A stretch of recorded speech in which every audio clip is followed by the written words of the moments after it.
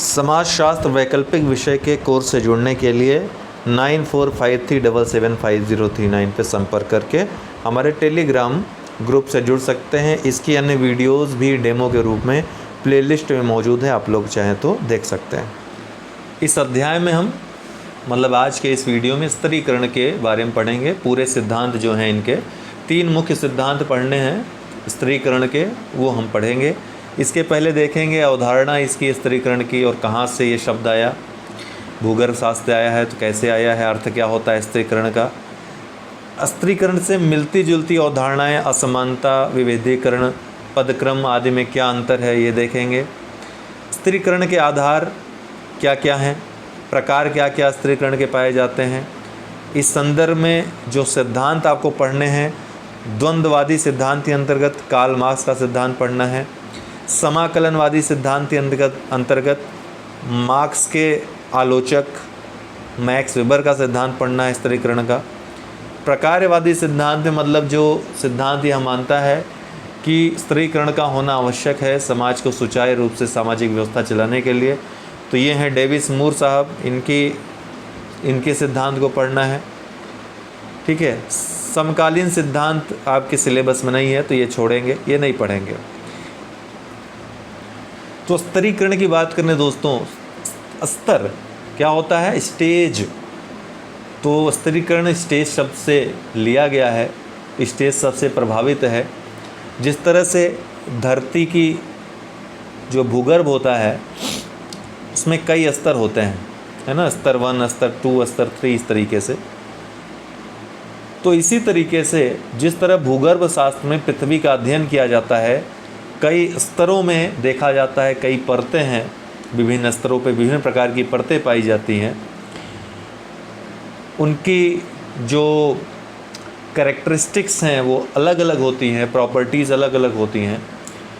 इसी प्रकार समाजशास्त्र में भी समाज का अध्ययन किया जाता है और समाज भी कई समूहों में बटा होता है। जैसे भारतीय समाज, पारंपरिक समाज को देखें तो ब्राह्मण, क्षत्रिय, वैश्य, शूद्र, या फिर वर्गगत समाज के अंतर्गत देखें तो अमीर गरीब में बटा हुआ समाज। पूंजीपति समाज को देखें, पूंजीवादी समाज को देखें तो जो पूंजीपति वर्ग है वो सर्वहारा वर्ग है। तो समाज कई समूह में बटा नज़र आता है। हालांकि जे रूसो एक विचारक थे, उन्होंने समाजशास्त्र में सबसे पहले स्तरीकरण शब्द का प्रयोग किया था और उन्होंने जो इस शब्द का प्रयोग किया था वो प्राकृतिक असमानता के आधार पर किया था। अर्थात जैसे गोरा काला हो गया, लड़की लड़का हो गया, तो प्राकृतिक असमानता के आधार पर उन्होंने सबसे पहले स्तरीकरण शब्द का प्रयोग किया था। हालांकि अक्सर स्तरीकरण को असमानता, विभेदीकरण और पदक्रम समझ लिया जाता है या इनमें डिफरेंशिएट लोग नहीं कर पाते हैं। स्तरीकरण को अक्सर असमानता, विभेदीकरण या पदक्रम के रूप में भी समझ लिया जाता है। ये समझने की भूल कर ली जाती है, जबकि ये अलग अलग शब्द हैं, इनके अलग अलग अर्थ हैं। हालांकि बहुत सूक्ष्म अंतर है। ये सूक्ष्म अंतर क्या है हम आपको बताते हैं।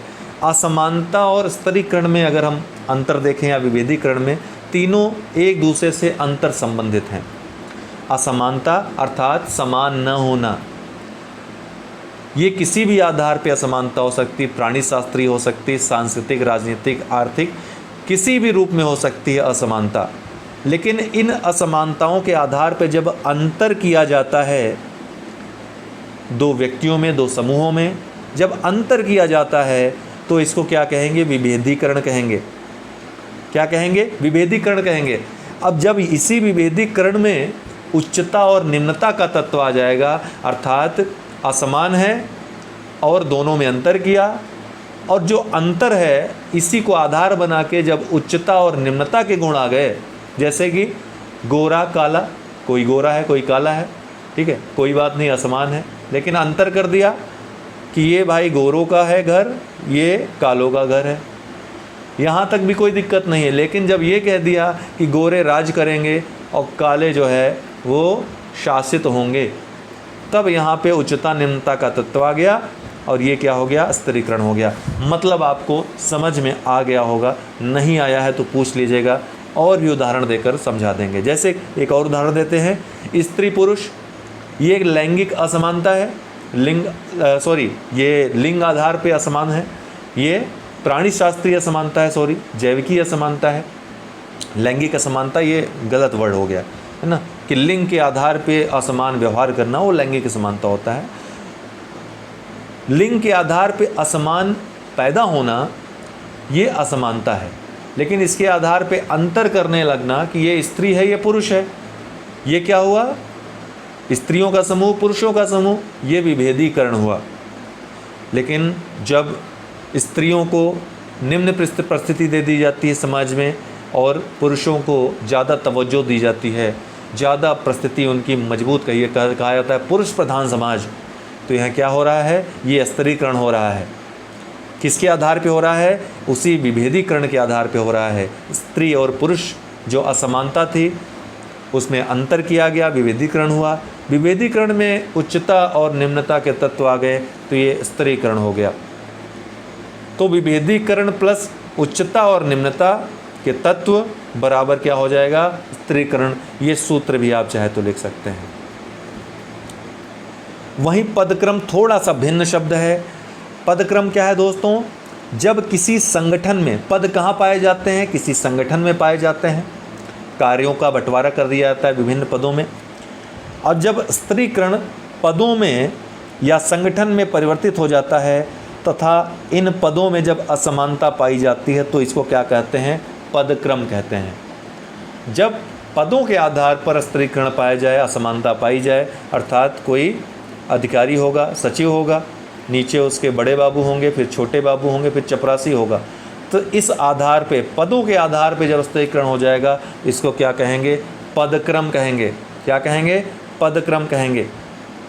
तो इस तरह हम कह सकते हैं कि प्रत्येक पदक्रम क्या है, एक स्तरीकरण है। प्रत्येक पदक्रम क्या है, एक स्तरीकरण है। प्रत्येक स्तरीकरण क्या है, विभेदीकरण है। अर्थात स्तरीकरण है तो विभेदीकरण जरूर होगा। और प्रत्येक विभेदीकरण क्या है दोस्तों, असमानता है। प्रत्येक, ये ग्राफ आप बना दीजिएगा इसी तरीके से। प्रत्येक पदक्रम क्या है, स्तरीकरण है। प्रत्येक स्तरीकरण क्या है, विभेदीकरण है। और प्रत्येक विभेदीकरण में क्या पाया जाएगा, असमानता पाया जाए। तो असमानता है तो विभेदीकरण है, पदक्रम है तो स्तरीकरण है, स्तरीकरण है तो विभेदीकरण है, विभेदीकरण है तो असमानता है। अगर ठीक उलट कहें तो प्रत्येक असमानता विभेदीकरण नहीं है, लेकिन प्रत्येक विभेदीकरण असमानता है। इसी तरह प्रत्येक असमानता स्तरीकरण नहीं है, प्रत्येक विभेदीकरण स्तरीकरण नहीं है, लेकिन प्रत्येक स्तरीकरण विभेदीकरण और असमानता है। Vice versa. इसी तरीके से आप इस सूत्र को बना लेंगे, लिख देंगे तो अच्छे अंक आ जाएंगे अगर पूछा जाए तो। अब स्तरीकरण के आधार देखें तो समाज में स्तरीकरण के मुख्यतः दो आधार पाए जाते हैं। एक जैविकी या प्राणी शास्त्रीय आधार, या जिसको प्राकृतिक आधार भी कहते हैं, और दूसरा सामाजिक और सांस्कृतिक आधार। ये दो आधार पाए जाते हैं। इन्हीं दो आधारों के आधार पर स्तरीकरण अक्सर देखने को मिलता है। हालांकि प्राणी शास्त्रीय आधार पर असमानता तो देखने को मिलती है, विभेदीकरण का आधार ये हो सकता है, लेकिन हर जगह स्तरीकरण का आधार ये नहीं होता है। आधुनिक समाजों में देखा जाए तो अक्सर पुरुष स्त्री गोरे काले को समान स्थान, समान परिस्थिति प्राप्त होती है, समान स्वतंत्रता, समान अधिकार प्राप्त होते हैं, लेकिन फिर भी समाज में कहीं न कहीं या कुछ विशेष समाजों में प्राणी शास्त्रीय असमानता जो होती है वो स्तरीकरण का भी आधार होती है। जैसे परंपरागत भारतीय समाज में देखें तो स्त्री पुरुष में जो विभेद होता है स्तरीकरण का कारण बनता है। महिलाओं को निम्न परिस्थिति और पुरुषों को उच्च परिस्थिति में देखा जाता है, पारिवारिक व्यवस्था में आपको देखने को मिलता है। तो ये जो स्तरीकरण है ये प्राणी शास्त्रीय आधार पर, प्राणी शास्त्रीय असमानता के आधार पर स्तरीकरण किया जाता है। इसी तरीके से अगर अमेरिकी या प्राचीन अमेरिकी समाज में देखें या अमेरिका के कहीं कहीं किन्हीं स्थानों में देखें, किसी समाज में, तो आज भी गोरों कालों में अंतर किया जाता है, रेसिज्म पाया जाता है। और उस आधार पर सिर्फ अंतर नहीं किया जाता, विभेद नहीं किया जाता, बल्कि उच्चता और निम्नता के तत्व विद्यमान हो जाते हैं इस तरह से स्त्रीकरण प्राणी शास्त्रीय आधार पर भी पाया जाता है। दूसरा जो आधार है सामाजिक और सांस्कृतिक आधार, और ये प्रमुख आधार है। ये प्रत्येक समाजों में विद्यमान या देखने को मिलता है। जैसे आदिम समाज में देखें तो आदि मानवों में स्त्री और पुरुष का विभेदीकरण तो था, लेकिन चूंकि बौद्धिक विकास नहीं हुआ था, संस्कृति विकसित नहीं हुई थी, इसलिए वहाँ पे विभेदीकरण तो मौजूद था, लेकिन स्त्रीकरण का कोई नामो निशान नहीं होता था। लेकिन बौद्धिक विकास हुआ, उसके बाद लोगों का प्राकृतिक संसाधनों पर अधिकार होने लगा, इसलिए दासत्व प्रथा का जन्म हुआ, प्राचीन समाज का प्रादुर्भाव हुआ, जिनका प्राकृतिक संसाधनों पे, आर्थिक संसाधनों पे या अन्य संसाधनों पर नियंत्रण हुआ वो मालिक कहलाए, जिनका नियंत्रण नहीं हुआ वो दास कहलाए। इस तरीके से मालिक और दास के रूप में आपको स्त्रीकरण देखने को मिलता है। जागीरदारी व्यवस्था भी मध्यकाल में आपको देखने को मिलती है, जिसमें विशेषकर मध्यकालीन यूरोप में देखें तो जागीरदारी व्यवस्था यहाँ पे देखने को मिलती है। सामंतवादी व्यवस्था देखने को मिलती है, जहाँ पर राजा अपने आप को ईश्वर का उत्तराधिकारी मानता है। राजा अपने आप को ईश्वर का उत्तराधिकारी मानता है और समाज को 3 भागों में बांट देता है, पादरी, सामंत और साधारण जनता। पादरी, सामंत और साधारण जनता।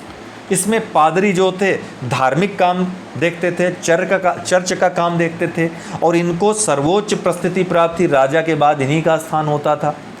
इसके बाद की प्रस्थिति सामंत या कुलीन जो वर्ग थे, सरदार वर्ग थे, उनका आता था। यही मुख्यतः राजकाज का काम करते थे, राजस्व वसूली आदि का काम करते थे। साधारण जनता पे डायरेक्टली, प्रत्यक्ष रूप से इन्हीं का शासन होता था, अत्याचार यही करते थे। इनकी मध्यम परिस्थिति होती थी, पादरियों के बाद आते थे, और सबसे निचली परिस्थिति थी साधारण जनता, आम जनता की, जिन पर शासन किया जाता था, वो निम्न परिस्थिति में आते थे। तो इस तरह का स्त्रीकरण पाया जाता था। इसी तरह एक प्रकार जाति प्रथा का भी है, जैसे मुख्यतः भारतीय समाज में ये पाया जाता है जाति प्रथा। तो भारतीय समाज में पाए जाने वाले स्त्रीकरण का ये भी एक प्रकार है, जिसमें सर्वोच्च परिस्थिति में ब्राह्मण, फिर क्षत्रिय, उसके बाद वैश्य और सबसे निचले पायदान पे शूद्रों को स्थिति प्राप्त थी परंपरागत भारतीय समाज में। लेकिन स्थिति धीरे धीरे तब्दील हो रही, लेकिन फिर भी कहीं ना कहीं ये विद्यमान है। यह स्त्रीकरण आज भी पाया जाता है। चौथा जो हमको स्वरूप देखने को मिलता है वर्गगत स्त्रीकरण का। ये वर्गगत स्त्रीकरण ही मुख्यतः हमको पढ़ना है। इसी के संदर्भ में सिद्धांत सारे जो हमको पढ़ने हैं। जो वर्गगत स्त्रीकरण है दोस्तों, यह मुख्यतः नगरीय समाज, औद्योगिक समाज या अत्याधुनिक समाजों की विशेषता है, जहाँ पर वर्ग का निर्माण किसी भी आधार पर हो जाता है। जैसे जीवन शैली हो गई, शिक्षा के आधार पर, अर्थात अनपढ़ और जो ज़्यादा पढ़े लिखे हैं, कुशल अकुशल श्रमिक, धनी या निर्धन, जीवन शैली के आधार पे कि आधुनिक कोई है, कोई मॉडर्न है, कोई बैकवर्ड है, इस तरीके से। तो विभिन्न समाजशास्त्रियों ने वर्गगत स्त्रीकरण के संदर्भ में अलग अलग अपने सिद्धांत प्रस्तुत किए हैं और वर्ग के अलग अलग आधार भी माने हैं। जैसे कि पूंजीवादी समाज में आर्थिक आधार पे ही 2 वर्गों का विभाजन किसने किया है? मार्क्स ने किया है। समाकलवादी सिद्धांत के अंतर्गत मैक्स वेबर कहते हैं नहीं, ये गलत है। केवल आर्थिक आधार नहीं बल्कि सामाजिक और राजनीतिक आधार पे भी वर्ग बनते हैं, उनके आधार पे भी स्त्रीकरण होता है। तो वर्ग के अलग अलग आधार विभिन्न सिद्धांतवादियों ने माने हैं। आइए हम उन्हीं को एक एक करके पढ़ते हैं। तो सबसे पहले द्वंद्ववादी सिद्धांत, सबको नहीं पढ़ेंगे, जो आपके सिलेबस में है बस वही पढ़ेंगे हम। कार्ल मार्क्स के बारे में पढ़ेंगे। कार्ल मार्क्स ने अपना संघर्षवादी सिद्धांत, द्वंद्ववादी सिद्धांत दिया था। इसमें उन्होंने कहा था कि दुनिया के सभी समाजों में आर्थिक संसाधनों पर नियंत्रण के आधार पर 2 वर्ग पाए जाते हैं। एक वह वर्ग होता है जिनका आर्थिक संसाधनों पर नियंत्रण होता है, जिसको शासक वर्ग कहते हैं, ये हमेशा शासन करना चाहता है। दूसरा वह वर्ग होता है जिसके ऊपर शासित वर्ग होता है, जो निम्न वर्ग होता है, जो निम्न परिस्थिति पे होता है, जिस पर कि शासक वर्ग अत्याचार करता है या शासन करता है। जरूरी नहीं अत्याचारी हो, शासन करता है। ये शासित वर्ग एक प्रकार से शोषण का शिकार होते हैं कहीं न कहीं, और कहीं न कहीं ये मानते हैं कि हमें ही शासन प्राप्त होना चाहिए, आर्थिक संसाधनों पे हमारा नियंत्रण होना चाहिए। तो इस नियंत्रण को लेकर अक्सर हितों में टकराव देखा जाता है, और यही द्वंद्ववादी सिद्धांत है मार्क्स का। ये वर्ग का आधार आर्थिक व्यवस्था या उत्पादन के साधनों को मानते हैं, और उत्पादन के साधन या आर्थिक व्यवस्था पे जिसका नियंत्रण होता है उसे मालिक कहते हैं या शासक वर्ग कहते हैं, और जिसका नियंत्रण नहीं रहता उसे शासित वर्ग कहते हैं। मार्क्स ने वर्ग की परिभाषा भी दी है कि जिन लोगों का उत्पादन के साधन से समान संबंध हो वे क्या कहलाते हैं, वर्ग कहलाते हैं। समान संबंध मतलब जिनका नियंत्रण है वो शासक, वो वर्ग जो है मालिक वर्ग कहलाएगा। जिनका नियंत्रण नहीं है वो वर्ग शासित वर्ग कहलाएगा। वो समान लोग जो है शासित वर्ग कहलाएंगे। तो मार्क्स कहता है आगे कि इतिहास में 4 प्रकार के समाज हुए हैं। पहला वह समाज जिसको आदिम समाज कहते हैं, जहाँ पे बौद्धिक विकास न के बराबर था, नगण्य था, आर्थिक संसाधन नहीं थे, संसाधनों का बंटवारा नहीं था, इसलिए आदिम समाज में स्त्रीकरण विद्यमान नहीं था। फिर प्राचीन समाज आता है, बौद्धिक विकास जब होता है, पत्थर के औजारों को उत्पादन का साधन माना जाता है। यहाँ पे जिनका पत्थर के औजारों पर नियंत्रण होता है वो मालिक कहलाते हैं, जिनका नियंत्रण नहीं होता वे दास कहलाते हैं, और मालिक और दास में संघर्ष विद्यमान होता है। तो मालिक और दास ये 2 वर्ग पाए जाते हैं। मालिक वर्ग उच्च परिस्थिति में रहता है, दास वर्ग निम्न परिस्थिति में रहता है।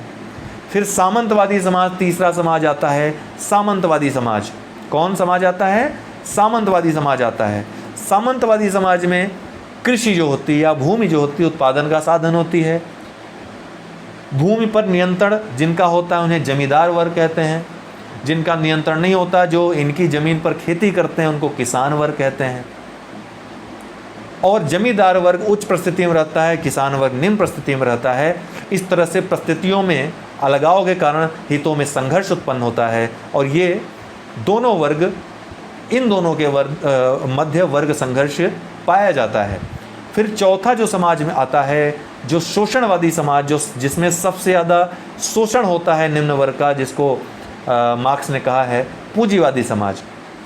इसमें जो मशीनें होती हैं वे उत्पादन के साधन होती हैं, इन पर जिसका नियंत्रण होता है वो पूंजीपति वर्ग कहलाते हैं। जिनका नियंत्रण नहीं होता उनको सर्वहारा वर्ग कहते हैं। पूंजीपति वर्ग उच्च परिस्थिति में होता है, सर्वहारा या श्रमिक वर्ग निम्न परिस्थिति में होता है, वो शासित वर्ग होता है, और इनके हितों में परस्पर विरोध पाया जाता है। इसी को अस्थिरीकरण का संघर्षवादी सिद्धांत या द्वंद्ववादी सिद्धांत कहते हैं, कि समाज में ऐसा अस्थिरीकरण वर्ग के आधार पर जहाँ पे संघर्ष विद्यमान हो हितों में टकराहट की वजह से। तो हालांकि द्वंद्ववाद, हमने आपको बताया कि द्वंद्ववादी सिद्धांतों का मानना है ये हमेशा संघर्ष ही कराते हैं। ये हमेशा क्या कहते हैं, वर्ग होगा और वर्ग संघर्ष होगा समाज में। संरचनाओं में 2 वर्ग पैदा होंगे, 2 वर्गों में संघर्ष होगा। लेकिन जो प्रकार्यवादी हैं ठीक इनके उलट कहते हैं, नहीं, जो वर्गों का बंटवारा होता है वो व्यवस्था को सुचारू रूप से चलाने के लिए होता है। उदाहरणतः अगर वर्ग संघर्षवादी जो सिद्धांतकार हैं वो कहेंगे कि जाति व्यवस्था जो है वो हितों में टकराहट उत्पन्न करती है और इससे संघर्ष पाया जाता है जातियों में। वहीं प्रकार्यवादी सिद्धांत कहेंगे नहीं, ब्राह्मण को धर्म का कार्य, क्षत्रिय को लड़ने का कार्य, शासन करने का कार्य, वैश्य को व्यापार का कार्य, आर्थिक संसाधनों का कार्य, और शूद्रों को सेवा का कार्य दिया गया है। इस तरह से सबकी भूमिकाएं बटी हुई हैं। सभी अपनी भूमिकाओं का अगर बराबर रूप से अच्छे तरह से निर्वहन करें तो सामाजिक व्यवस्था सुचारू रूप से संचालित होगी, समाज में संगठन आएगा। ये कहते हैं प्रकार्यवादी। तो ये दोनों में अंतर है। फिर हम पढ़ेंगे मैक्स वेबर का समाकलनवादी सिद्धांत। ये मार्क्स के बहुत बड़े आलोचक होते हैं। इनको मार्क्स की एक बात अखर जाती है कि मार्क्स ने केवल आर्थिक आधार, आर्थिक संसाधन, सिर्फ उनको आर्थिक संसाधन दिखाई पड़ते हैं, उनको समाज और राजनीतिक व्यवस्था दिखाई नहीं पड़ती है। तो ये कहते हैं कि इनका स्थिरीकरण का जो सिद्धांत है दोस्तों, कार्ल मार्क्स के स्थिरीकरण के सिद्धांत की प्रतिक्रिया के फलस्वरूप आया था।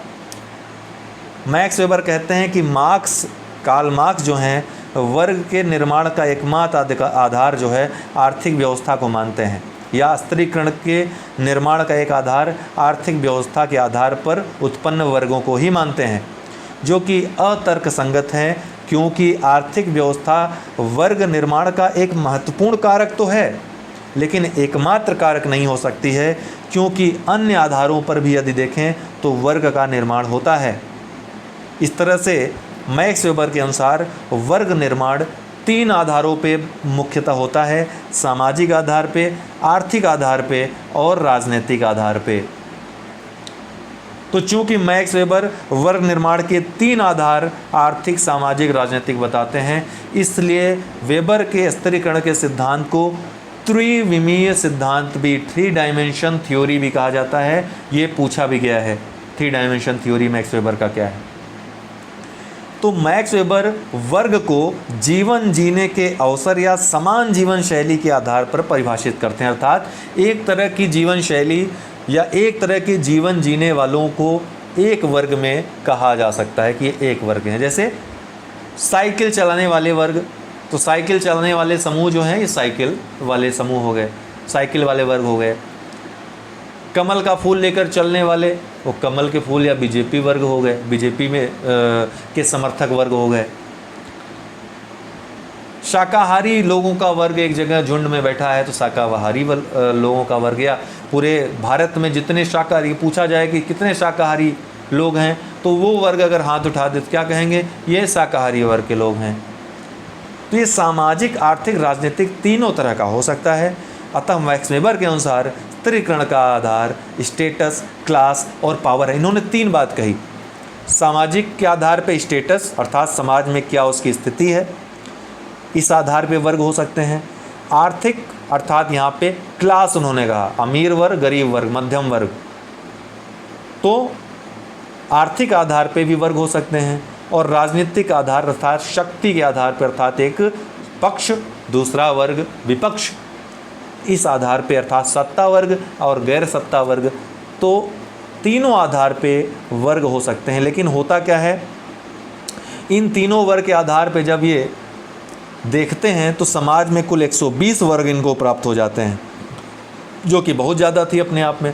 तो फिर ये बाजार व्यवस्था के आधार पे, जो बाजार में परिस्थिति है उसके आधार पर, बाजार परिस्थिति के आधार पर पुनः वर्गों का विभाजन करते हैं और इस तरह से अंततः 4 वर्ग ये बताते हैं कि समाज में 4 वर्ग पाए जाते हैं बाजार परिस्थिति के अनुसार। पहला जो वर्ग कहते हैं वो पूंजीपति वर्ग होता है, जो सबसे उच्च स्थान पर होता है और इनकी बाजार में सबसे उच्च परिस्थिति होती है। बाजार में सबसे उच्च परिस्थिति पे पूंजीपति वर्ग होते हैं। फिर दूसरे वर्ग में आते हैं आपके जो सफ़ेद पोश बाबू वर्ग जो होते हैं, संपत्ति विहीन, इनके पास ज़्यादा संपत्ति नहीं होती या बहुत कम संपत्ति, या संपत्ति तो नहीं होती लेकिन ये अच्छे पदों पर विद्यमान होते हैं, जैसे IAS हो गए, MBA हो गए, MTech हो गए आदि हो गए। तो इस वर्ग के पास बहुत ज़्यादा पूंजी तो नहीं होती है दूसरे वर्ग के पास, लेकिन बाजार में इनका सम्मान बहुत होता है। इन्हें भी उच्च वर्ग का कहा जाता है, लेकिन ये परिस्थिति में पूंजीपति वर्ग से निम्न परिस्थिति में होते हैं। फिर तीसरी परिस्थिति होती है मध्य पूंजीपति वर्ग के, छोटे मोटे जिसमें व्यापारी आते हैं। ये इनका जो स्थान होता है, इनकी जो परिस्थिति होती है बाजार में, वो संपत्ति विहीन सफ़ेद पोश बाबू वर्ग से नीचे होती है। और अंत में चौथे पायदान पे आते हैं श्रमिक वर्ग, सर्वहारा वर्ग, जिनकी सबसे निम्न परिस्थिति होती है। तो इस प्रकार वेबर के अनुसार यही 4 प्रकार के वर्ग समाज में पाए जाते हैं और यही मैक्स वेबर के स्त्रीकरण का सिद्धांत है। और ये आर्थिक व्यवस्था के साथ साथ राजनीतिक और सामाजिक व्यवस्था को भी स्त्रीकरण का महत्वपूर्ण कारक मानते हैं। इस प्रकार वेबर का स्त्रीकरण मार्क्स के स्त्रीकरण का एक संशोधित स्वरूप प्रस्तुत करता है।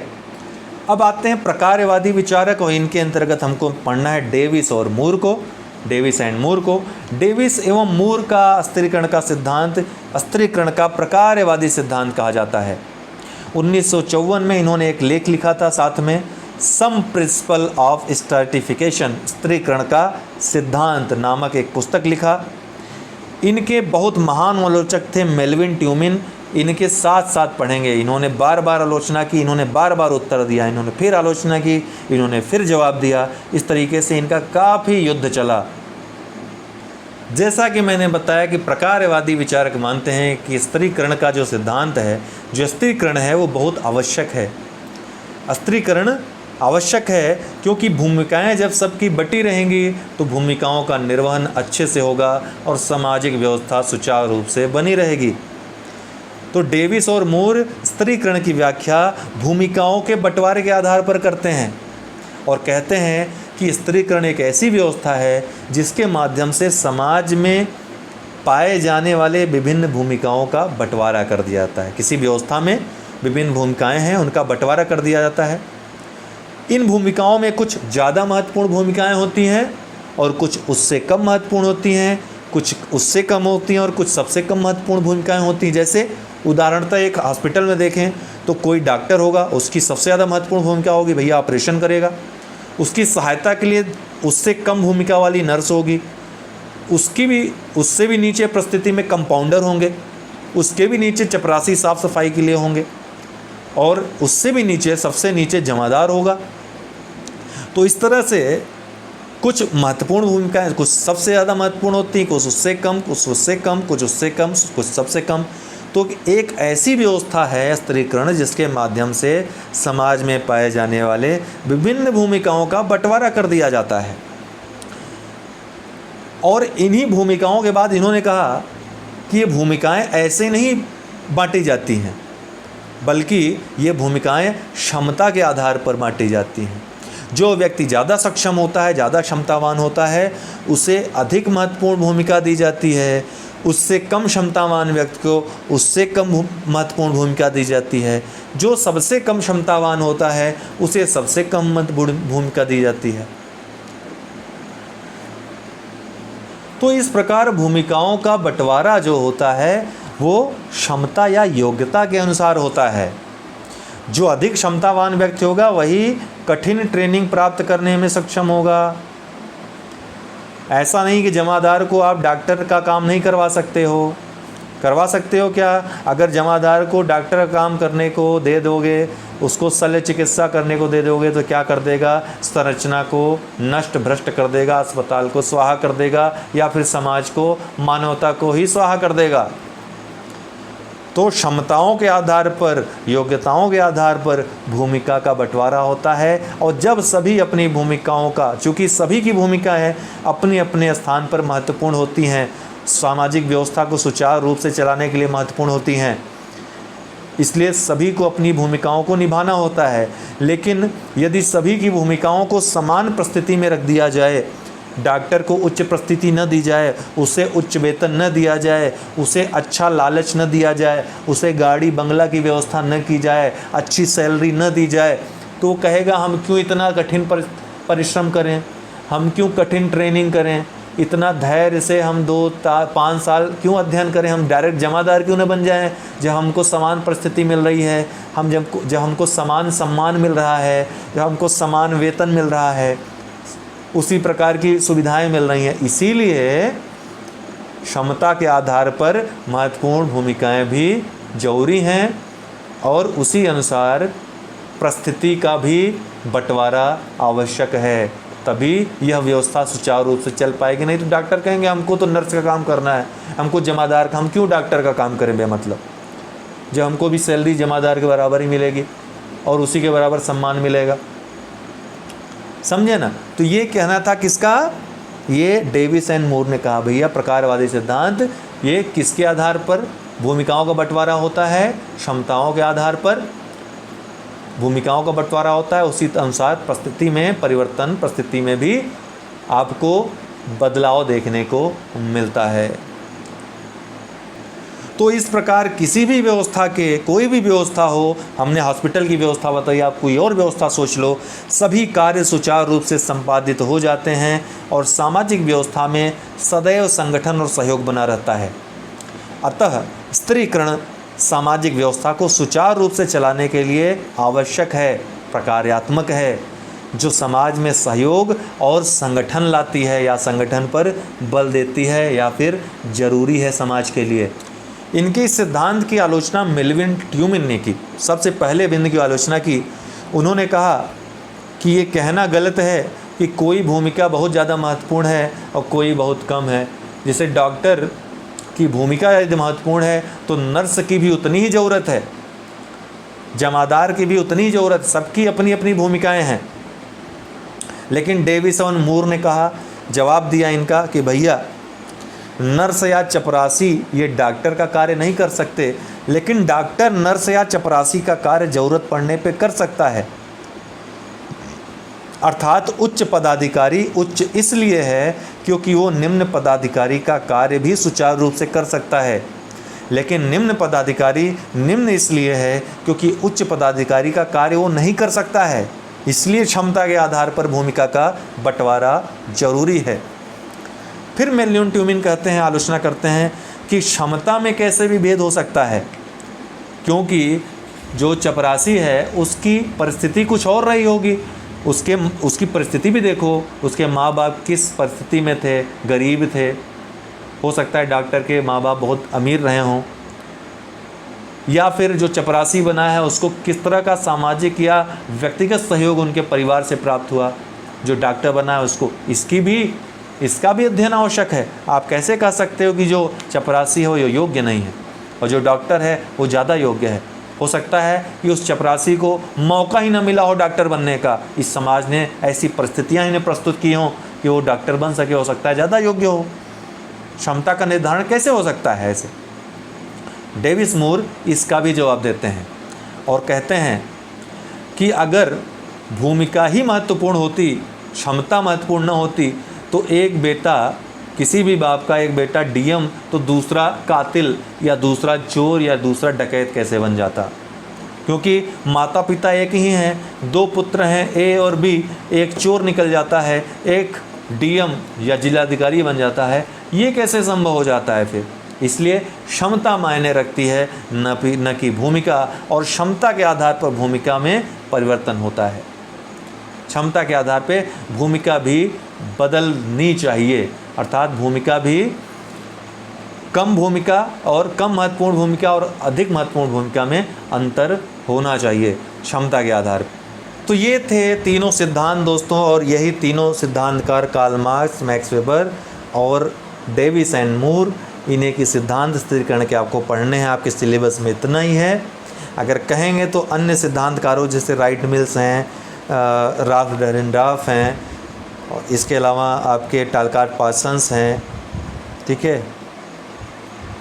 इसके अलावा समकालीन सिद्धांत जो आधुनिक सिद्धांत हैं, इसमें लिम्सेट और वार्नर का सिद्धांत है, लिम्सेट और वार्नर का।